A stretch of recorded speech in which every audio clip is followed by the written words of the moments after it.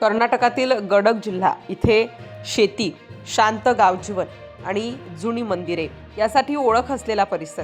सकाळच्या वेळेला रोजच्यासारखंच काम सुरू होतं. कोणताही गाजावाजा नाही, कुठलाही अंदाज नाही आणि कुठलीही कल्पना नाही. कुणालाही कल्पना नाही की काही क्षणात इथे घडणारं दृश्य संपूर्ण देशाचं लक्ष वेधून घेणार आहे.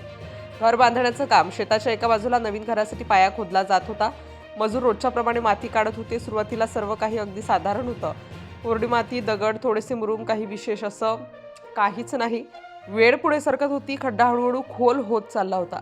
अचानक फावड्याला काहीतरी वेगळं लागल्याचा आवाज झाला. दगड नाही, लोखंड नाही, आवाज थोडा वेगळा होता.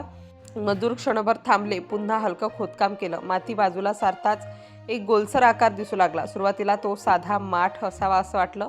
जुना, मातीने माखलेला, अर्धवट गाडलेला. कोणीही लगेच काही बोललं नाही. एक क्षण सगळेच स्तब्ध झाले. मग हळूहळू माती बाजूला काढली गेली. पूर्ण हंडा बाहेर आला. तो खूप जुना असल्याचं पहिल्याच नजरेत जाणवत होतं.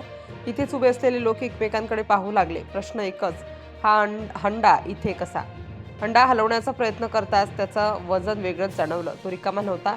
आत काहीतरी आहे हे सगळ्यांच्याच लक्षात आलं. पण तरीही कुणीही अंदाज बांधायला धजावत नव्हतं. कारण अशा घटना ऐकल्या असतात, पण स्वतः समोर घडताना पाहणं वेगळंच असतं. गावात बातमी पसरायला वेळ लागला नाही. काही मिनिटातच आसपासचे लोक घटनास्थळी जमा होऊ लागले. कुणी मोबाईल काढला, कुणी शांत राहण्याचा सल्ला दिला, तर कुणी लगेच प्रशासनाला कळवण्याची सूचना केली. हंडा उघडायचा का नाही यावर चर्चा सुरू झाली, पण अखेर सर्वांनी एकमताने निर्णय घेतला, अधिकाऱ्यांना कळवायचं.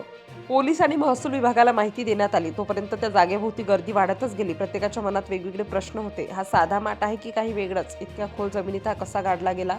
कुणी, कधी आणि का? थोड्या वेळात अधिकारी घटनास्थळी पोहोचले. सर्वप्रथम परिसर सुरक्षित करण्यात आला. लोकांना थोडं दूर ठेवण्यात आलं. हंडा तसाच ठेवून तज्ज्ञांच्या उपस्थितीत पुढील प्रक्रिया करण्याचा निर्णय घेण्यात आला. कुठलाही घाईचा निर्णय न घेता सगळं काळजीपूर्वक केलं जात होतं. हंडा उघडण्याची वेळ आली. सगळ्यांची नजर एकाच ठिकाणी खिळलेली. क्षणभर वातावरणात प्रचंड शांतता पसरली. झाकण हळूहळू बाजूला करण्यात आलं आणि आत जे दिसलं त्याने सगळे स्तब्ध झाले. हंड्याच्या आत प्राचीन नाणी, जुने दागिने आणि ऐतिहासिक महत्त्व असावं असं वाटणारं साहित्य सापडलं.